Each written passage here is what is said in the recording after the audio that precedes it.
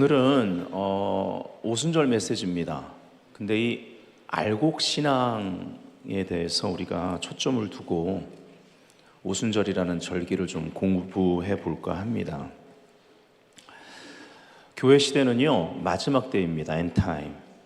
아모스 8장에 끝이란 단어와 여름 과일이라는 이 단어의 히브리 원어를 가지고 언어 유희를 통해서 교회 시대가 마지막 때라는 것을 예언하고 있습니다. 그래서 우리가 이제 아모스서의 마지막 챕터 9장 결론에 보면 교회 시대는 마지막 때면서 다윗의 장막을 하나님이 회복하는 시대라는 것을 알 수 있습니다. 다윗의 장막에 대해서 제가 그동안 자주 말씀드렸잖아요. 그래서 이 시간에 그것까지 다룰 수는 없고 그냥 간단하지 않은 내용이지만 간단하게 저 안에 많은 것을 함축하고 있는데 설명하면 길어지기 때문에 그냥 읽고 넘어가겠습니다. 자, 제가 읽을게요. 성경이 열리면 선교가 열린다. 아모스서 9장 11절부터 13절에 다윗의 장막 회복에 대한 예언 성취는 사도행전 15장에 나타났다. 사도행전 15장의 배경을 통해 우리는 다윗의 장막 비전의 방향성, 가로 열고 한세 사람, 원유맨이죠. 한세 사람을 이루는 성교적 교회로의 전진과 열매, 가로 열고 영혼 추수와 성교적 부흥을 알 수 있게 된다. 다윗의 장막 회복에 대한 궁극적인 목적은 그 뒤는 같이 읽어요. 시작. 아브라함의 복이 복음을 통해 열방으로 확장되는 것이다. 아멘. 자, 아모스서 8장과 9장을 얼마 전에 우리가 통독을 함께 했는데 우리 한번 펼쳐볼까요? 몇 가지 짚고 넘어가야 될 부분이 있습니다. 자, 아모스서 8장 초반에 보면 이제 아까 말씀드린 언어 유희가 나옵니다. 주 여호와께서 내게 이와 같이 보이셨느니라. 보라, 여름 과일 한 광주리이니라. 그가 말씀하시되 아모스야, 네가 무엇을 보느냐? 내가 이르되 여름 과일 한 광주리를 보나이다 하매. 여기 여름 과일, 이게 카이츠예요. 여호와께서 내게 이르시되 내 백성 이스라엘의 끝이 이르렀은즉 할 때 이 끝은 캐츠예요. 그래서 어원이 같아요. 그래서 카이츠, 캐츠. 너 뭐 보니? 카이츠 봅니다. 잘 봤어. 이스라엘의 캐츠가 올 거야. 이게 언어 유희를 통해서 히브리어는 이러한 언어 유희로 어떤 것들을 상징적으로 표현을 합니다. 이걸 통해서 엔타임, 마지막 때에 대해서 예언을 하는 거예요. 자, 그리고 이것이 이제 이 마지막 때 펼쳐지는 교회 시대, 그리고 다윗 장막 회복이 사도행전 15장에 이제 이 아모스서 9장의 다윗 장막 회복에 대한 말씀을 15장에서 야고보 사도, 예수의 형제 야고보서를 쓴 예수의 형제 야고보가 그것을 꺼내서 선포하거든요. 그리고 나서 이방인 구원 문제에 대한 할례를 시켜야 되고 이런 것들, 예수를 믿은 유대인들이 그들이 복음을 받아들였을 때 할례를 해야 된다는 등 이런 것들 형식 절차 따지고 그들의 유전을 강요할 때 이 아모스서 9장의 다윗 장막 회복에 대한 말씀을 야고보 사도를 통해 선포하게 함으로 말미암아 이제 이방인 구원 문제에 대한 논쟁이 종결됩니다. 그리고 나서는 예수를 믿는 유대인들과 예수를 믿는 이방인들이 그리스도 안에서 하나가 되어 한 몸을 이루는 원유맨이라고 해요. 한세 사람이라는 교회의 정체성으로 이제 성교의 문이 본격적으로 열리는 거예요. 이게 다윗 장막 회복의 핵심입니다. 아멘. 다윗의 예배와 기도가 중요하지만 하나님과의 관계로 말미암아, 즉 이거를 전문 용어로 이 관계적 임재는요, 이제 성교가 막힘없이 뻗어나가는 성교적 임재로 땅 끝까지 나아가게 되는 거예요. 이것을 가리켜서 사도행전 1장 8절에 오직 성령이 너에게 임하시면, 이 임재 임하시면 너희가 권능을 받고 예루살렘과 온 유대와 사마리아와 땅 끝까지 이르러 내 증인 되리라.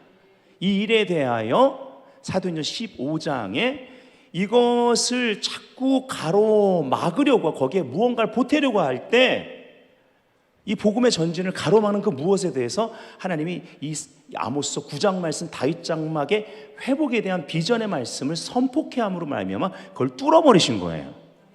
아멘. 이런 배경입니다. 네. 자, 그런데 여기 이제 이 마지막 때에 대한 예언을 하면서 11절에 가면요, 주 여호와의 말씀이니라. 보라, 날이 이를지라 내가 기근을 땅에 보내리니 양식이 없어 주림이 아니며 물이 없어 가람이 아니요 여호와의 말씀을 듣지 못한 기갈이라. 예, 바로 말씀의 기근입니다. 홍수 때 마실 물이 없다는 말이 있는 것처럼 얼마나 많은 말씀을 유튜브를 통해 들을 수 있습니까? 그런데 지금은 말씀의 기근의 때라는 거 알아야 돼요. 근데요, 여기서 더 나아가서 말씀의 기근이 나타날 때 어떤 문제가 발생하냐면 심각한 문제가 발생합니다. 12절 13절에 보면 사람이 이 바다에서 저 바다까지 북쪽에서 동쪽까지 비틀거리며 여호와의 말씀을 구하려고 돌아다녀도 얻지 못하리니, 그 다음 절을 보세요. 그날의 아름다운 처녀와 젊은 남자가 다 갈아여 쓰러지라. 무슨 말이에요? 다음 세대의 위기가 찾아옵니다. 다음 세대의 이 세계관이 망가져 버리고요, 방황하는 세대가 나타납니다. 제가 지난주 청송 베데스다 교회 창립 4주년 감사 예배 가면서 청년부는 영상설교로 청년들을 위해서 영상설교로 준비했거든요. 그냥 설교하는 것보다 영상 찍을 때 또 편집하고 막 이런 것까지 하고 또 하다 보니까 제가 핸드폰으로 혼자 녹음을 하는데 마지막에 얼터컬까지 했어요. 강연으로 나오라고 그 영상에다가. 그래가지고 이어서 기도할 수 있도록 음악을 다 찬양을 편집해가지고 하고, 나중에 들어보니까 찬양이 끝나면은 이제 영상에 그랬어요. 찬양이 끝나면은 이제 다 맞춰도 된다고 그랬는데, 찬양이 끝나고도 우리 청년들이 내려가지 못하고 기도를 해가지고 방송실에서 새로운 찬양을 하나 더 틀었다고 그러더라고요. 얼마나 감사한지 몰라요. 예. 근데 제목이 뭐였는지 줄 아십니까? 그거 말씀드리려고요. 예. 저희 부부가 오랫동안 기도해오는 하나님께서 우리에게 주신 비전입니다. 하나님의 얼굴을 구하는 한 새로운 세대로 일어나라. 임재를 사랑하고 모든 일에 임재가 우선이고 임재를 추적해 들어가는 자, 상황과 환경 가운데 하나님이 줄로 재어준 구역은, 여러분 이 부분의 본문이 히브리 원문을 보면요, 나를 위해 경계를 떨어뜨려 주셨다는 의미예요. 그게 처음엔 아름답게 보이지 않거든요. 거기 유업이 있는지도 보이지도 않아요. 왜 나를 이곳에 처박아 놓으셨지? 왜 나에게 이런 환경을 주셨지? 왜 내가 이런 일을 당해야 되는데? 이렇게 되는 거예요. 쟤 나한테 왜 이러는데? 저분 왜 나한테 저러시지? 왜 갑자기 이런 일이 생기지? 이렇게 되는 거예요.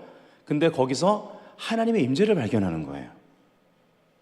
왜냐하면 주님 말씀하셨거든요. 주님이 줄로 재어준 구역, 나를 위해 떨어뜨려준 경계이기 때문에, 나를 위해. 아멘. 예, 그래서 거기서 하나님의 임재를 발견하면요, 그때 그곳에 있는 유업, 가치를 보기 시작하는 거예요. 사실은 그때 기도가 살아나요. 우린 기도가 되어진다고 합니다. 그렇게 기도하다 보면요, 나 혼자가 아니라 함께 기도하는 사람들이요 나타나기 시작해요. 기도의 동역자가 됩니다.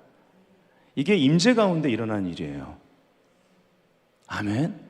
제가 우리 청년들에게 그 메시지를 전하면서 어떠한 시간, 어떤 상황 속에서도, 어떠한 사건 가운데에도 하나님의 임재를 먼저 발견하라고,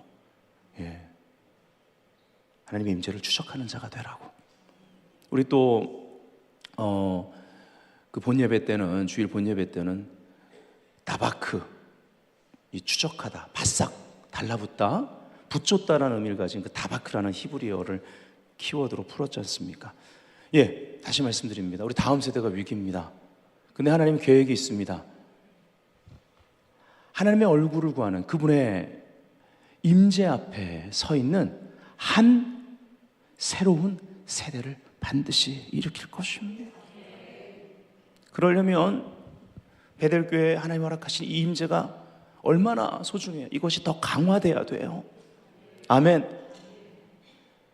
이것이 흘러 넘쳐서 또 여러분들이 그 임재를 경험하고 이 영광의 임재를 여러분 가정에 운반해 가셔야 돼요. 산 가운데 가져가셔야 되는 거예요. 아멘. 그 임재 가운데 우리 자녀들이 자라야 되는 거예요. 엄마 몰래 아빠 몰래 핸드폰에서 아니면 컴퓨터에서 노트북에서 뭐 하던 애들이 어느 날 갑자기 그 방에서 부모가 아이들이 없을 때 기도하고 기도를 심어놓고 그리고 집에서 늘 찬양하고 기도하는 가운데 그 임재가 거기에 역사하면 어느 날 갑자기 방 안에서 울면서 회개하는 일이 벌어지는 거예요. 여러분, 이런 간증이 교회 사건도 얼마나 많은 줄 아십니까? 이런 일이 일어나야 돼요. 멀리 갔던 아들들이 돌아오고, 딸들이 안 귀여워오는, 왜 안 귀여워요? 상처받아서요. 얼마나 많은 여성들이 상처를 받는 줄 아십니까? 이 일이 어떻게 벌어집니까? 보라카카의 마미를 가리고 온 땅에 어둠이 덮는데, 일어나라, 빛을 발하라. 여호와의 영광이 네 위에 임하였습니다. 네 빛이 이르렀다. 네 빛이 이르렀다에 빛이 있으라한 그 시간에 그 자리에서 인내한 사람들. 아멘. 작은 자인데 천을 이루고 약한 자인데 강국을 이루는 은혜가 오직 하나님의 그 빛으로 그 영광 가운데 인내했기 때문에 그 일이 벌어지는 거예요. 그러한 세대를 일으키도록 베델교회에 부른 줄 믿습니다. 아멘. 여러분 모두에게 그 사명이 있다라는 거예요. 여기 예언되어 있는 이 위기의 시간, 다음 세대 위기의 시간에 하나님은요 더 강력한 임재, 영광의 임재를 허락하실 공동체를 찾고 있어요. 9장으로 넘어가면요 뭐 이런 지진과 막 쓰나미에 대한 예언이 나와요. 네. 근데 여기서 우리가 봐야 될 것은요 9절로 갑니다. 9절에 보면요, 보라, 내가 명령하여 이스라엘 족속을 만국 중에서 체질하기를 채로 체질함 같이 하려니와 그 한 알갱이도 땅에 떨어지지 아니하리라. 아멘. 이것이 그 뒤에 다윗 장막 회복에 대한 예언 11절부터 13절까지 다윗의 무너진 장막이 회복됨으로 말미암아 일어나는 하나님의 추수, 하나님의 성교를 향한 굉장히 중요한 부분입니다. 바로 알곡 신자들을 일으킨다는 거예요. 우리의 알곡 신앙을 회복시키시기 원하시는 거예요. 체질이 일어난다는 거예요. 하나님이 이 일을 하십니다. 저는 지금 전 세계 교회 가운데 한국 교회도 이 일을 친히 행하고 계신 시간이라고 믿습니다. 아멘. 베델교회 모든 성도님들 알곡 성도로 일어납시다. 아멘. 예. 자, 정리합니다. 교회 시대는 마지막 때입니다. 아까 캐치로 말씀드렸습니다. 교회 시대는 다윗의 장막이 회복되는 시대입니다. 그래서 교회 시대는 선교 시대입니다. 이해되시면 크게 아멘. 예. 이것을 위해 남은 자, 렘넌트들을 일으키시는 거예요. 따라합시다. 남은 자 신앙. 이게 오늘 제목의 알곡 신앙입니다. 남은 자 신앙은요, 참된 믿음을 삶의 자리에서 드러내게 됩니다. 남은 자 신앙은요, 교회 시대에, 오순절 성령 강림 이후의 교회 시대에 두드러진 특징입니다. 구약에 흐르는 남은 자 사상, 하나님은요 완전히 다 심판해서 다 멸하지 않습니다. 선택된 백성들은요 구루터기를 남기세요. 남은 자 사상. 엘리야가요 나 혼자 남았다고. 근데 하나님의 세미한 음성을 듣고 나서요 바알에게 무릎 꿇지 않은 7,000명이 있다는 것을 알게 됩니다. 몸이 있어요. 아멘. 여러분 몸과 자꾸 연합하셔야 돼요. 예, 우리 삶의 가장 큰 위기는요 몸에서 떨어지는 겁니다. 몸은 정말 소중한 거예요. 예, 나 혼자만. 예. 그러다가 이제는 주님을 다시 바라보기 시작하면서 그 남은 사명이 더 크다라는 걸 알게 돼요. 예. 이제 왕 세우는데 기름을 붓고요. 그 다음에 그 다음 세대는 엘리사를 준비시키는 겁니다. 할렐루야. 네. 그래서 구약에 흐르는 남은 자세상은요, 신약 시대는요 제자도로 이어집니다. 옆 사람에게 물어봅시다. 제자입니까? 해보세요. 네, 바로 그리스도의 제자, 남은 자들, 바로 알곡 신자들을 말하는 겁니다. 다 같은 말이에요. 오늘날 우리가 정말 조심해야 될 것이 있다면 성도와, 거듭난 성도와 제자를 구분하는 것입니다. 이거는 비성경적입니다. 거듭나면, 예수 믿으면, 성도로 부름받으면 그냥 제자인 거예요. 제자는요 옵션이 아닙니다. 우리는 거듭날 때부터 하나님의 가족이에요. 아이가 태어나면 아직 아기라도 사람이라고 그러지, 네 발로 기어다닌다고 가축 취급하지 않습니다. 집에서 기르는 강아지 취급하지 않는다고요. 예, 강아지가 아무리 귀여워도 내 새끼보다 귀엽지 않습니다. 예, 왜요? 사람이니까, 내 자녀니까. 아직 미숙한 부분이 있어도 제자는 제자다. 아멘. 그렇다면 조금씩이라도 성장하고 있어야 된다. 성장을 추구합시다. 열매가 있어야 되는 거예요. 네, 예수님께서 마태복음 3장 12절에 한번 읽어봐. 이렇게 얘기하셨습니다. 시작. 손에 키를 들고 자기의 타작마당을 정하게 하사 알곡은 모아 곡간에 들이고 쭉정이는 꺼지지 않는 불에 태우시리라. 예, 아까 말씀드렸죠. 이 알곡에 대한 이야기입니다. 그런데요, 이 바로 위에 11절에요 오순절적인 말씀을 하세요.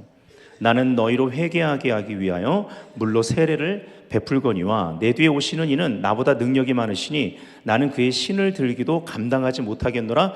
그는 성령과 불로 너희에게 세례를 베푸실 것이요. 이렇게 말합니다. 자, 이제 오순절에 대해서 우리가 볼 건데요, 오순절만이 아니라 오늘 또 절기를 다시 한번 복습을 해야 됩니다. 자, 절기에 대한 본문 중에 특별히 레위기 23장은요 여호와의 절기들이 잘 정리되어 있는 본문입니다. 그 중에서 15절부터 17절까지가 오순절에 대한 본문이에요. 예, 곧 자세하게 좀 볼 겁니다. 여러분, 절기는 모에드라고 합니다. 히브리 말로. 이것의 복수형이 모아딤이에요. 따라합시다. 모아딤. 예, 모아딤은 절기들입니다. 이 절기들은요 미래를 향해 오늘을 준비시켜 주시는 하나님의 구속사적인 시간표입니다. 따라합시다. 하나님의 구속사적 시간표. 예, 여러분, 그래서 하나님의 시간표, 하나님 왜 이 시간표를 짜놓으셨는가 알아야 되는 거예요. 이것이 다윗 장막 회복의 핵심입니다. 하나님의 선교를 위해서 짜놓은 시간표예요. 아멘.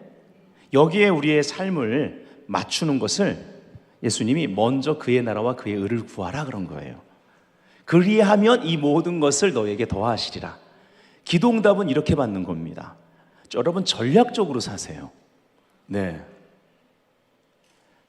대표가 원하는 거를 만들어 가야죠. 대표가 그 짜놓은 시간표대로 그 일을 해 나가야지 우리가 진급할 수 있지 않겠어요? 아멘? 네, 봉급 올라가지 않겠어요? 자연적인 예를 좀 드렸습니다. 자, 레위기 23장 2절 보면 이스라엘 자손에게 말하여 이르라.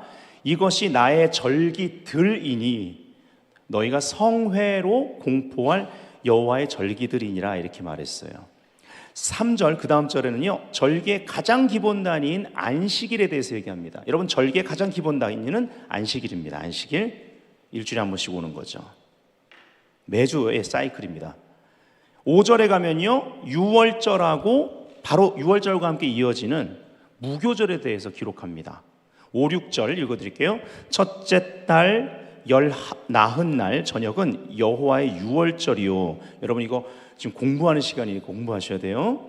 이 달 15날은 여호와의 무교절이니 이래 동안 너희는 무교병을 먹을 것이요. 이렇게 말하고 있습니다.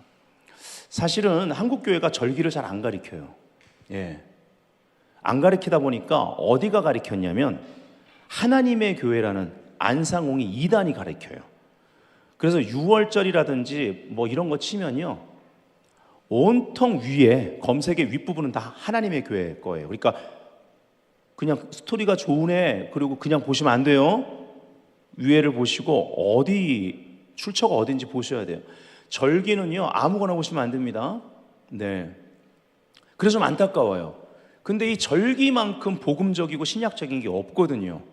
하나님의 시간표라니까요. 네. 방향을 잡아줘요. 교정해주고요. 계속 이 사이클을 통해 우리가 성화될 수 있도록 돕는 겁니다. 자, 여기 6월절, 무교절, 초실절 이렇게 이어지는데요. 10절에 보면 초실절에 대해서 얘기합니다. 15절부터 이제 오순절에 대해서 말하는 그 오순절과 10절에 나오는 초실절이 이제 오순절과 연결이 돼요. 어떻게 연결되느냐? 초실절은 예수님이 부활하신 날입니다. 기가 막혀요. 봄절기는요, 예수님의 그러한 초림이 완성되는 절기입니다. 네. 이 봄절기의 끝은 뭐예요? 오순절이죠. 오순절부터 실질적으로 건기가 시작돼서 여름이 들어갑니다. 근데 아까 여름 뭐라고요? 카이츠, 캐츠, 끝, 종말. 그러니까 오순절 성령 강림 이후의 교회 시대는 마지막 때라는 거예요. 그래서 지금 마지막 때죠. 마지막 때 중에 마지막 때죠. 아멘? 이게 어디까지요? 가을까지. 가을, 여름이 끝나는 이제 가을 절기 첫 번째 나팔절로부터 시작되죠. 10일 뒤에 대속제일, 대속제절이 있는 거예요. 욤키프루. 그리고 초막절입니다. 하이라이트예요. 이 절기 전체 하이라이트. 가을 절기는 그리스도의 재림과 천년 왕국에 대해서 얘기하는 거예요. 아주 성경적입니다. 네. 예수 그리스도의 십자가 사건으로 말미암아 이 모든 걸 완성하셨어요. Already. 근데 not yet. 이미와 아직의 긴장 속에 우리가 살아요. 이미는 뭐예요? 봄절기는 다 이루어졌죠. 어디까지? 오순절 성령 강림까지. 6월절에 십자가에서 달려 죽으시고 초실절에 부활하셨다니까요. 예, 이 기간이 무교절 기간인 거고. 네. 그리고 보세요. 부활하신 다음에 40일 동안 500여 형제에게 보이셨어요? 그렇죠. 40일 동안 보이셨는데 그리고 나선 승천하셨죠? 그러면 다락방에 며칠 있었느냐? 오순절까지 10일이에요. 그래서 50일이 되는 거예요. 초실절부터 오메르를 계수합니다. 이들은 50일 동안 77이 49, 그 다음 날 50일, 이게 오순절이라는 의미예요. 그래서 초실절 부활 이후로 50일 뒤가 오순절은 정해져 있었는데 40일 동안 부활하신 예수님이 사람들에게 보이시고 승천하신 다음에 10일 동안 오순절 다락방에 약 120명 정도가 들어가 있었던 거예요. 제자들이. 성령이 강림하고 교회 시대가 시작된 거예요. 네. 그래서 이 오순절이 여름으로부터 이제 오순절과 함께 여름이 시작되면서 나팔절 주님의 재림과 연결됩니다. 이해되시면 아멘 합시다. 네. 어렵지 않죠? 네. 자, 이제 그럼 지금은 오늘은 히브리로 그러면 오늘은 우리가 오메르를 계산한다면 오늘 며칠째일까요? 6월 2일 월요일이 샤부오트 오순절이에요. 오늘이 47일째 오메르예요. 내일이 48일째. 주일은요? 49. 77이 49. 그 다음 날 월요일이 50일째예요. 그래서 오순절이라고 하는 거예요. 그 다음 날은 선거일이에요. 자, 아까 뒤에 가서 이제 보기로 한 레위기 23장 15절부터 17절 보겠습니다. 안식일 이튿날 곧 너희가 요제로 곡식단을 가져온 날부터, 자 지금 오순절에 대해서 하는 거예요. 자 이제 절기에 대해서 이해하셨으니까. 네. 아까 already는 뭐라고요? 봄절기예요. not yet은 나팔절부터 초시절까지 이 주님이 아직 재림 안 하셨잖아요. 그러면 이미와 아직의 긴장 사이에 우리는 이 여름이란 시즌을 영적으로는 통과하고 있는 거예요. 마지막 때. 이때 가장 중요한 게 뭐예요? 다윗장로 회복의 시대고 성령 시대고, 그러니까 우리는 늘 하나님의 임재 안에서 생각해야 하고 또 선택해야 돼요. 성령, 오직 성령이 너에게 임하시면, 여기서부터 시작해야 돼요. 항상 이리로 돌아가세요. 여러분 염려하는 거 있으세요? 두려운 거 있으세요? 상처받으셨어요? 삶에 뭔가 문제가 발생했어요? 어떤 사건 앞에 있어요? 돌아가세요. 오직입니다. 오직 성령이 너에게 임하시면 임재에서 시작하셔야 돼요. 여러분 이렇게 하지 않으면 내 마음이 점점 굳어지고 강팍해집니다. 예. 그래서 하나님의 뜻을 자꾸 놓치고요, 내 뜻대로 자꾸 살게 되는 거예요. 하나님의 방법이 아니라, 하나님의 도가 아니라 사람의 방법대로 살게 되는 거예요. 네. 돌아가야 되는 시간. 이 절개 사이클이 우리에게 매해마다 이러한 교훈을 주고 이러한 교정을 허락하셔서 자꾸 주님께 슈브, 회개하고 돌아가게 만들어주니 얼마나 감사합니까? 우리 영혼을 소생시키시는 거예요. 의의 길로 인도하시는 거예요. 아멘. 네. 자, 다시요. 요제로 곡식단을 가져온 날부터, 이 곡식단은요, 보릴까요? 밀일까요? 밀일까요? 보릴까요? 자주 말씀드린데도 헷갈리죠? 보리입니다. 보리. 네. 보리의 첫 열매입니다. 이게 부활의 첫 열매를 가리키는 것이고, 예수님이 부활의 첫 열매가 되셨다고 하는 거예요. 이 배경에서 우리가 고린도전서 15장 부활장을 읽어보셔야 되는 거예요. 네. 자, 그날부터 초실절이죠. 보리의 첫 열매를 드리는 초실절, 예수님 딱 이때 부활하셨어요. 놀랍지 않습니까? 가져온 날부터 세어서 7 안식일의 수요를 채우고, 7주, 77이 49, 7 안식일 이튿날까지 아파요. 바로 50일을, 이게 오메르게서 50일 하는 걸 말하는 거예요. 성경에 나온 걸 말씀드린 거예요. 계수하여 새 소제를 여호와께 드리되, 이 새 소제 할 때 소제는 민하라고 그래요. 헌물, 제물, 봉헌물을 의미합니다. 드리되, 자 여기서는 앞에서는 보리 첫 열매를 곡식단으로 드렸잖아요. 예, 근데 초실절처럼 곡식단으로 하는 게 아닙니다. 여기서는 밀이에요. 밀 추수의 첫 소산을 드리는 거예요. 자, 보리는 곡식단을 드렸어요, 초실절 때. 근데 여기는요, 밀추수의 첫 소사는요, 그 뒤에 보면 너희의 처소에서 10분의 2 에바로 만든 떡 2개를 가져다가 흔들어요. 흔드는 걸 요제라고 합니다. 흔들어 드리는 걸 요제라고 그래요. 네. 떡 2개. 무슨 말이죠? 떡 2개. 이게 오순절인데. 아까 말씀드렸잖아요. 교회, 선교적 교회의 정체성, 시작이 뭐예요? 한세 사람, 떡 2덩이.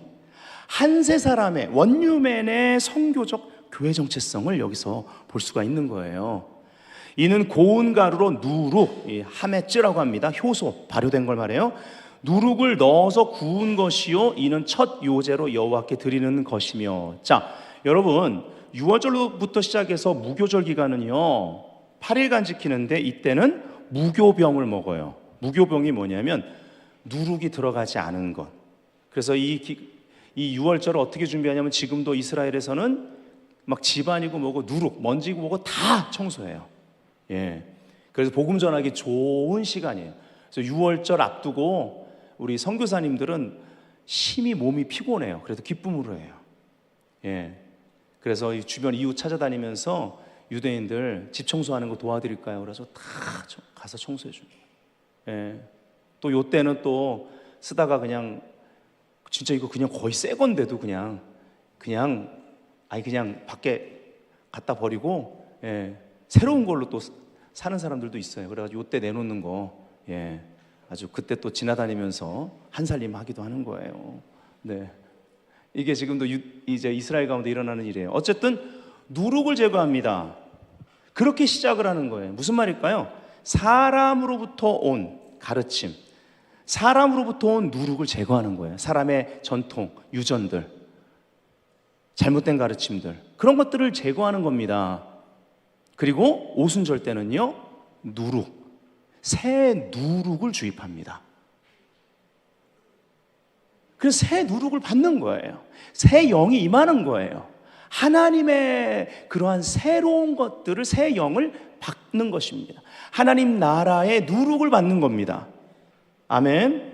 자, 류모세 선교사의 정리를 통해서 지금까지 한 모든 것들을 한번 정리해 보겠습니다. 제가 읽어드릴게요. 절기가 하나님의 구속사 프로그램에 암호화된 특별한 시간이라면 하나님은 왜 굳이 오순절에 성령 강림을 계획하신 걸까? 초실절부터 시작해 7주간의 오멜개수를 마무리하는 이튿날, 즉 오멜개수 50번째 되는 날이 오순절이다. 오순절은 7주 개수의 마지막 날인 77절과 연결되기 때문에 흔히 같은 절기로 인식되지만 엄밀하게 구별하면 49일째가 77절이고 50일째가 오순절이다. 오순절이 되면 성전에서 새로운 소재를 바쳤는데 일반적인 소재와 다른 점은 누룩을 넣는다는 것이다. 제가 빠르게 읽어도 여러분 이해가 쏙쏙 되죠? 앞에 설명 다 해서 성전에 맞춰지는 소재 중 유일하게 누룩이 들어간 소재는 오순절에 드리는 새 소재뿐이다. 누룩이 들어간 새 소재에 담긴 영적인 의미는 무엇일까? 그리고 이것은 오순절의 절기와 무슨 관련이 있을까? 오순절은 무교절의 종결 집회에 해당한다 할 수 있다. 보리 추수로 시작되는 한 해 농사 사이클의 시작점에 있는 절기가 바로 무교절이다. 무교절로 시작되는 농사 사이클은 밀추수가 끝나는 오순절에 이르면서 일단락의 종지부를 찍고 새로운 시작을 준비하게 된다. 즉 밀과 보리의 곡식 추수를 마무리하고 포도부터 시작해 무화과, 석류, 올리브, 대추의 아자로 이어지는 여름 과실의 추수를 대비해야 하는 때가 오순절이다. 한 해 농사 사이클에서 오순절은 곡식 추수에서 여름 과일 추수로 넘어가는 과도기에 위치한다. 봄절기 사이클이 오순절로 마무리되면서 여름으로 들어간다. 바로 엔타임이요. 이해되셨습니까? 네. 자, 구약에는요 샤부오트라고 하는데 오순절을, 이 오순절날 어떤 일이 벌어졌냐면 시내산에서 토라를 받았습니다. 율법을 받았다고요. 이것을 기념하는 날이 바로 오순절입니다. 그러려고 사도행전 2장에 그렇게 다들 모인 거였어요. 자, 신약에는요 성령 강림한 날을 기념합니다. 이 두 가지 다 중요합니다. 왜냐하면 우리는 신령과 신정으로 성령의 말씀으로 예배하는 예배자입니다. 이 두 가지가 함께 이루어져야 되는 거예요. 오직 성령의 불이 임해야만, 오직 성령으로 우리가 알고 있는 말씀, 묵상한 말씀이 우리 마음에 새겨집니다. 아멘. 예. 그때 묵은 누룩이 제거되고 하나님의 새 누룩을 받습니다. 사람의 가르침이 아니고요, 성령으로 말미암아 우리 가운데 그 말씀이 새 누룩이 된다고요. 새로운 라이프 스타일, 이 누룩이 퍼져갑니다. 우리 가정에 번져요. 우리 가정에 누룩이 번져간다고요. 예. 부풀어 오릅니다. 하나님 나라 비유처럼 이런 일이 벌어져야 되는 거예요. 말씀 받은 우리를 통해서 역사가 일어난다는 얘기예요. 아멘. 그래서 예수님은요 마가복음 8장 15절에 이렇게 말씀하셨습니다. 한번 다 같이 읽어볼까요? 시작. 예수께서 경고하여 이르시되 삼가 바리새인들의 누룩과 헤롯의 누룩을 주의하라 하시니, 사람으로부터 온 유전, 사람의 전통이 아니라 하나님의 말씀으로 돌아가야 하고, 이 말씀이 우리 마음에 내 존재가 되는 것, 나와 하나 되는 역사, 그리고 이것이 하나님 나라의 생활 방식으로 내 삶에 퍼져가는, 누룩이 퍼져가는 이러한 역사는 오직 성령이 역사하셔야 된다. 근데 요한 사도가 말한 거야. 너희 안에 기름 부음이 있어. 구원받은 하나님의 자녀들 안에는 기름 부으심이 있어. 뭐 누가 가르칠 필요가 없어. 너희 안에 있는 기름 부음이 너희를 가르쳐 줄 거야. 아, 엄목사 필요 없네. 그게 아니에요. 교사가 필요 없다라는 게 아니에요. 무슨 말일까요? 무슨 말일까요? 성경을 가르치고 또 여러분이 1:1 제자 양육 받을 수도 있고, 그렇죠? 지금까지 공부 많이 하셨잖아요, 성경 공부. 근데요, 여러분 안에 계신 내주하시는 성령님의 도움으로, 지혜와 계시의 영이 되신 성령님을 통해서 그 말씀이 깨달아져야 되는 거예요. 아멘. 강단에서 말씀을 전하는 자도 기름 부음을 알아야 되는 거예요. 말씀에 대해 삶을 구별하는 만큼 그 말씀이 기름 부어지는 거예요. 임재 가운데 선포되는 거예요. 여러분의 귀가 열리는 거예요. 그 말씀에 능력이 있는 거예요. 그리고 듣는 여러분도 어떠한 책임을 감당하셔야 되냐면, 내 안에 계신 성령님이 내 안에 내주하시는데, 내 안에 거하시는데 이분과 동행하고 동역하는 삶, 늘 이분을 존중하는 삶이 되면 말씀을 들을 때, 저거 뭐 들었던 말씀이야, 매년 절기 때마다 절기 메시지 항상 듣던 거야가 아니라, 이 절기의 사이클 가운데 내가 두 가지 핵심, 성화, sanctification, 거룩하게 변화되는 데 있어서, 신부 단장하는 데 있어서 내가 또 실패했던 부분들, 부족했던 부분들에 대하여 하나님의 은혜, 하나님의 관계 가운데 성령께서 다시 주님께 이끄시는 그 은혜, 하나님의 사랑을, 선하심을 깨닫게 하시는 그 은혜, 이걸 경험하는 거예요. 그래서 성화의 그러한 은혜가 임하는 거예요, 이 사이클 가운데. 또 하나는요, 이 성화를 통해서 이 새 누룩의 라이프 스타일이 하나님 나라의 생활 방식으로 내 삶 가운데 임할 때, 그러한 선교적 삶을 통해서 성화가 선교로 이어지는 거, 이 두 가지예요. 오늘 처음부터 끝까지 이 두 가지를 기억하시면 돼요. 아멘.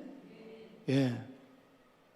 오늘 말씀 들으니까 혹시 여기 처음 들으시는 분들은, 야, 이게 절기가 들을 때는 이해가 되는데 또 이렇게 지나고 나면 잊어버리네? 괜찮아요. 성화가 선교로 이어져야 된다는 것만, 이것이 하나님의 시간표 가운데 주님이 우리에게 원하시는 것이다. 이것을 위해 성령님 우리 안에 주셨고, 기름 부어진 말씀이 선포될 때 나의 책임은 무엇이냐? 강단의 책임은 기름 부어진 말씀이 선포되는 거고, 나의 책임은 내 안에 계신 성령의 기름 부음이 활성화돼야지 그 말씀이 나의 말씀으로 들린다, 내 안에 새겨진다.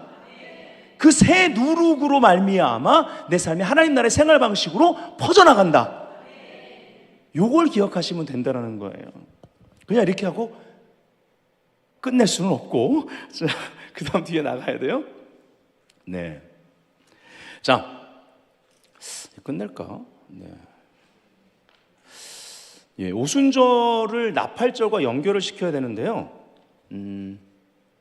이것 또한 15분 해야 되는데 그냥 넘어갑시다. 네.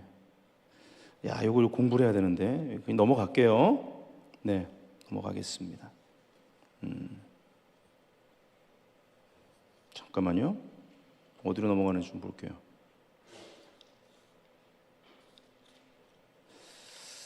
소파로 나팔에 대해서 좀 다루면서 성경 본문을 봐야 되는데, 출애굽기, 출애굽기에 나팔이 4번 나오거든요.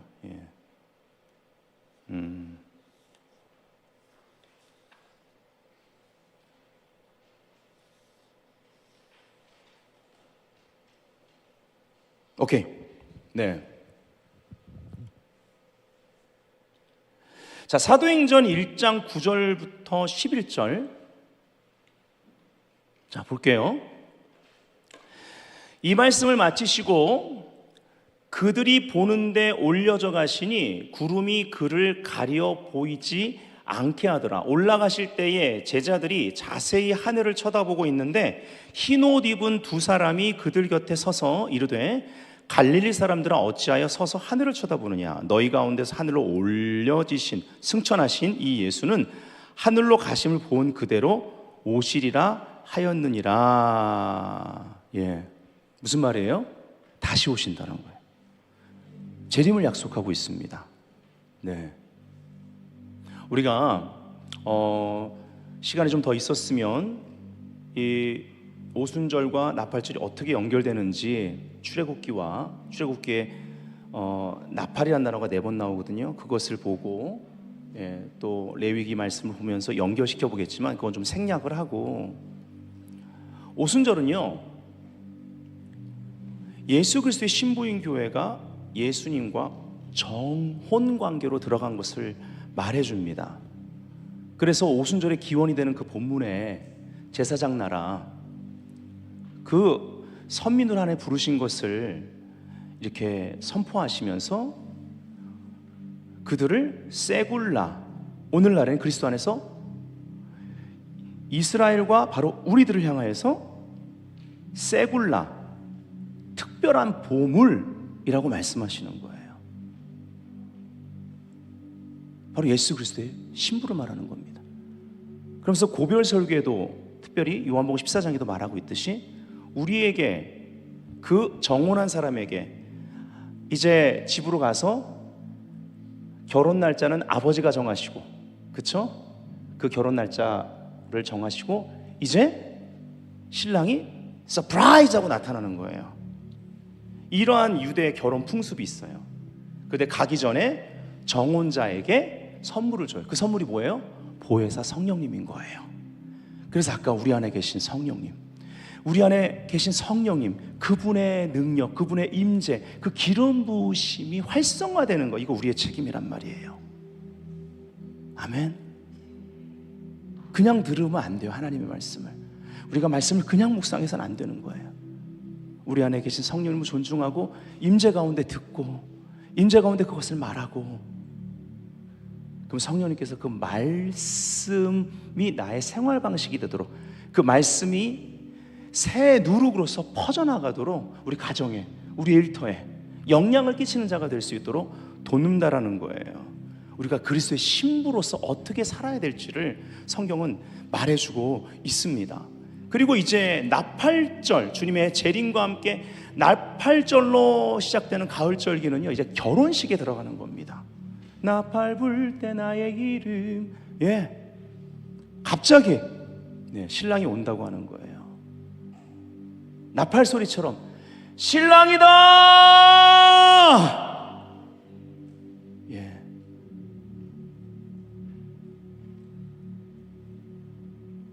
기름을 준비해야 된다는 거예요. 마태복음 24장 마지막 때에 대한 일을 예언하시고 25장 기름을 준비한, 그 10처녀 중에 기름을 준비한 5처녀가 돼야 된다는 거예요. 성령의 기름 부심이 이렇게 중요한 겁니다. 네. 자, 오순절로 다시 돌아가면요, 오순절 성령 강림 때 그 500여 사람들이 예수님이 부활하신 것을 봤음에도 불구하고 약 120명 정도만 모였다라는 거예요. 여러분, 놀랍지 않습니까? 120명만이 나팔 소리에 반응했다라는 거예요. 하나님 나라를 이루는 3대 요소, 나라를 이루는 3대 요소, 왕이 있어야 되고요, 영토가 있어야 되고요, 백성이 있어야만 합니다. 예수는 왕이십니다. 왕이신 예수님께서 백성들에게 명령하셨습니다. 오직 성령이 너에게 임하시면 너희가 권능을 받고 예루살렘과 온 유대와 사마리아와 땅끝까지 이뤄 내 증인 되리라. 이게 바로 영토예요. 우리의 영토입니다. 범위입니다. 땅끝이에요. 목적은요, 하나님의 백성의 목적은요, 하나님의 성교입니다. 아무리 강조해도 지나치지가 않아요. 그래서 성도들은 증인으로 일어나야만 합니다. 땅끝까지 내 증인이 되리라. 이 말은 다른 말로 너희들 평생 나의 증인으로 살아라. 예수의 증인으로 살아라. 이것이 알곡성도예요. 아멘. 사도행전 1장 6절부터 8절,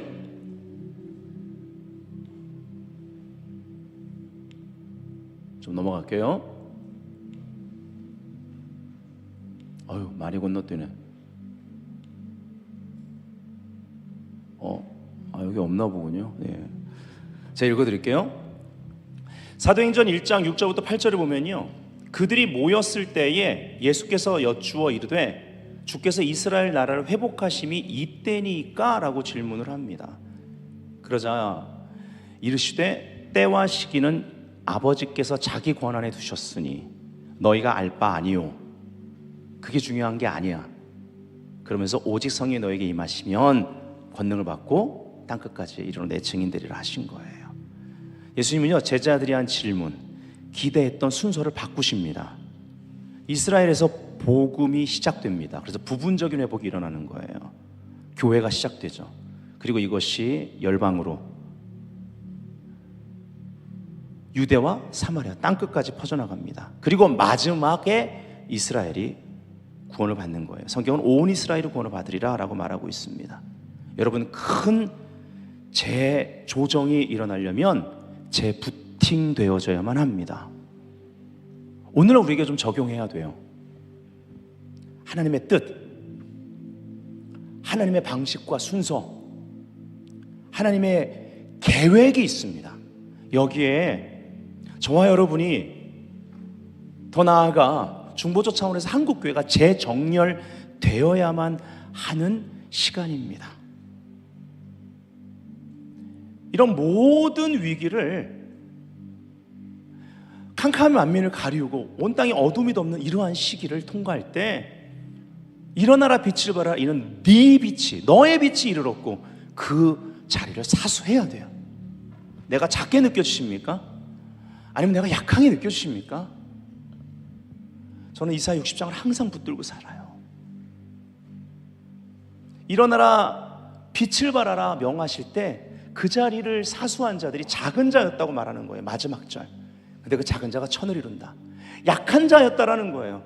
약한 자가 강한 자도 아니고 강국을 이룰 거라는 약속. 그래서 우리 청년들 지난주 설교에 하나님의 얼굴을 구하는 한 새로운 세대로 일어나라.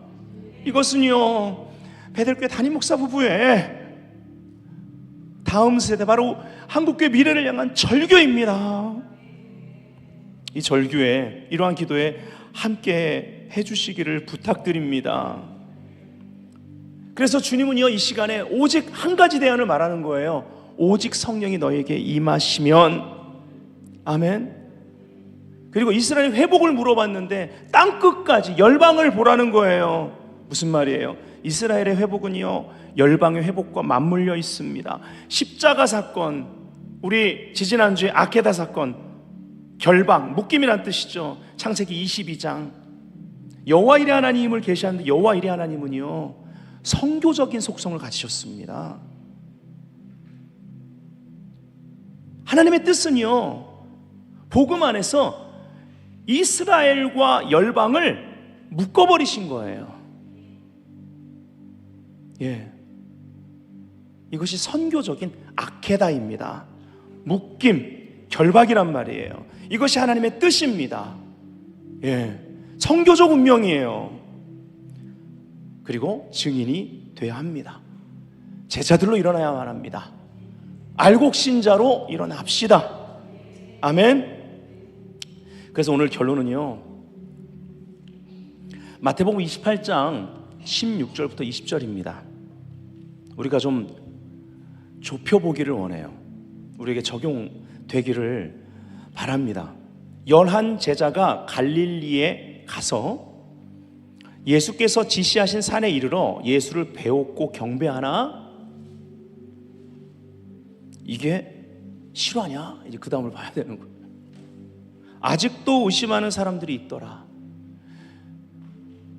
아, 나 같으면 안 그럴 것 같은데. 못 자고 보여주고 이거 여기다가 손 집어넣으라 그러시고, 죽었다가 살아나셔서 분명히 내 눈앞에서 죽으셨는데 살아나셔가지고 나타나셨는데, 근데요, 아직도 의심하는 사람들이 있더라. 예수님 보고 경배는 해요.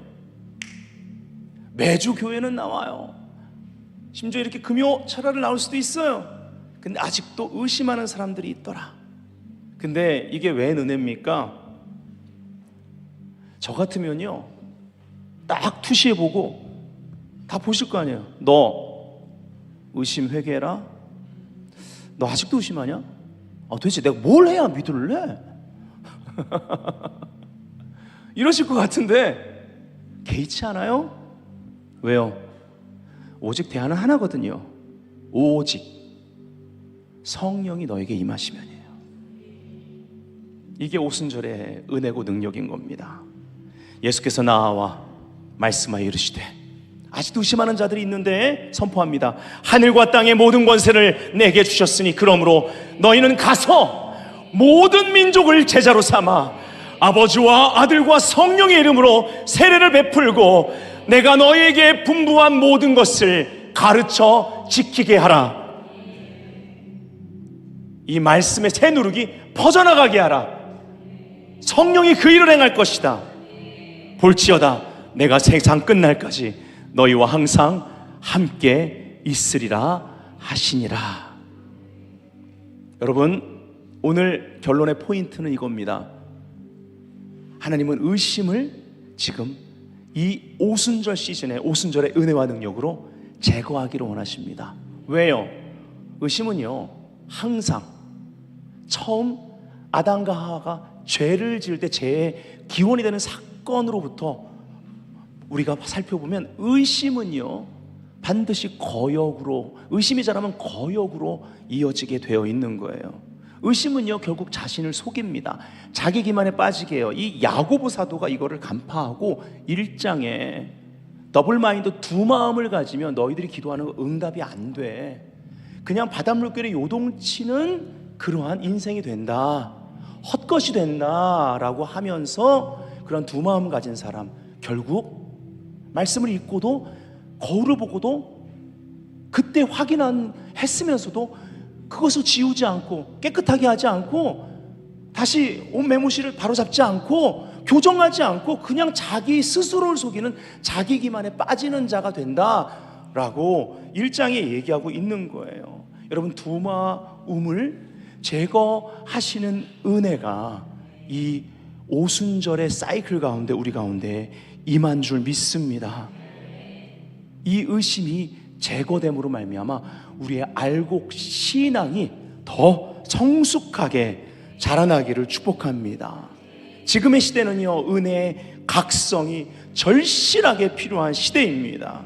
은혜를 아는 사람은요 내가 받은 구원을 두렵고 떨림으로 받아들입니다. 그래서 알곡신앙은 첫 번째 sanctification, 성화에 집중합니다. 아까 말씀드렸잖아요. 성화와 성교. 아멘. 알곡신앙은 성화에 집중합니다. 그냥 이 정도 신앙생활이면 됐지라고 생각하지 않습니다. 늘 더 갈급해요. 늘 더 주님 뜻에 순종하고 싶어요. 그래서 기도가 대부분 어떤 기도인 줄 아세요? 하나님, 주님의 뜻만, 이 사건에 대해서, 이 일에 대해서 주님의 뜻만 말해주세요. 그럼 내 자존심, 내 감정, 나의 환경 이런 거, 나의 어떠한 연약함 이런 거, 부족함 다 상관 안 하고 그냥 순종하겠습니다. 이 기도가 대부분이에요. 이 기도가 대부분이에요. 왜요? 사랑하는 관계니까. 사랑하면 그렇거든요.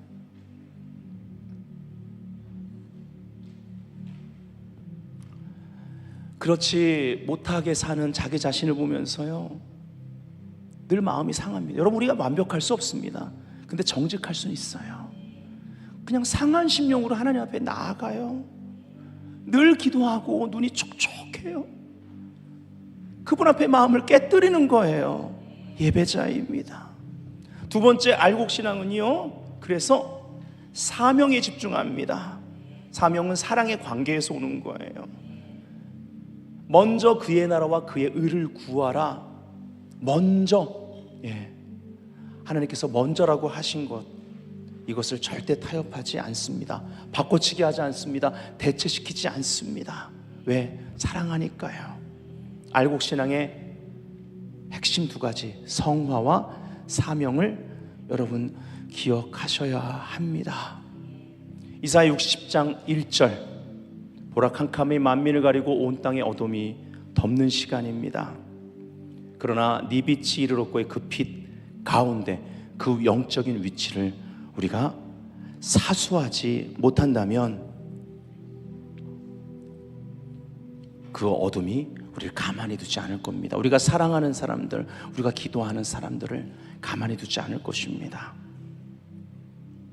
앞으로 이 강단은 더 빛이 강화돼야 될 거예요. 시대가 그렇기 때문에 그렇습니다. 남은 자들이 일어나도록 렘넌트 시대에, 렘넌트 철치 시대에 정말 알곡 신앙으로 거듭나는 은혜가 베들교회 가운데 충만하기를 기도합니다. 아멘. 이 시간에 우리가 기도하는 것은요, 우리 안에 있는 의심 때문에 하나님이 이미 말씀하셨음에도 불구하고 순종의 의무를 지기 싫어하게 만드는 그러한 이기주의, 그리고 자기기만, 기회주의적인 그러한 내 안에 육의 소욕을 따라가는, 내 안에 있는 육과 동맹관계를 맺고 있는 이러한 모든 동맹이 오늘 깨지기를 원합니다. 의심의 누룩이 제거되기를 원합니다. 하나님은요, 우리 가운데 의심의 누룩이 제거될 수 있도록 하나님의 뜻을 명확하게 말씀하셨어요. 부탁하지 않으셨습니다. 하라 하지 말라로 명령형으로 얘기하셨어요. 하라 하지 말라에 우리가 순종하면 동맹관계가 깨지는 줄 믿습니다. 우리 주여 3번 부르짖고, 주님 500여 사람에게 보이셨지만 120명만이 모였습니다. 주님, 이 실질적으로 히브리력으로도 다락방에서의 시간을 지금 우리가 함께 보내고 있는데, 주님, 우리가 그 120명에 속하기를 원합니다. 의심의 누룩이 제거됨으로 말미암아, 아니 우리 안에 아직 의심이 있음에도 불구하고 내 발걸음은 다락방으로 향하여 몸으로 연합되어 성령이 임하심으로 말미암아 의심의 누룩이 제거되고 성령의 새 누룩이 역사되는 그러한 시간 되게 하여 주옵소서. 주여, 3번으로 짓고 기도합니다. 주여, 주여, 주여. 주님, 이 어둠이, 온 땅을 덮는 그 캄캄함이 많은 이들의 그 내면에 있는 육의 소욕을 극대화시키는 일들이 앞으로 펼쳐질 것입니다. 그러나 우리에게 허락하신 주님을 사랑하기 때문에 그리스도의 신부로서 순종해야 될 의무가 우리 가운데 있는데, 하나님, 육의 소욕과의 동맹관계가 끊어지게 하여 주옵소서. 하라 하지 말라 명확하게 우리를 사랑하시기 때문에 명하신 주님의 명령에 순종하여 다락방에 함께하기 원합니다. 성령님 임하소서. 의심과의 동맹관계가 완전히 끊어지고 의심의 누룩이 제거되게 하여 주옵소서. 성령님이 임하시는 자리에 그 자리를 사수하는 주의 백성들 되기 원합니다. 세굴라 주님의 특별한 소유가 되기를 원합니다. 주님, 우리를 새롭게 하여 주옵소서. 이제는 새 누룩이 우리 가운데 임하여 묵은 누룩을 따라가는 자들이 아니라, 사람의 전통이 아니라, 과거의 경험이 아니라 성화 거룩하게 변화되고 선교, 하나님의 선교를 위해 다시 재부팅되어지고 재정렬되어지는 자원하는 새 헌신이 역사되게 하여 주옵소서. 오늘 전한 이 메시지, 하나님 우리 안에 있는 기름 부음으로 깨달아 알도록 성령님 운행하여 주옵소서. 성령님 도와주시옵소서.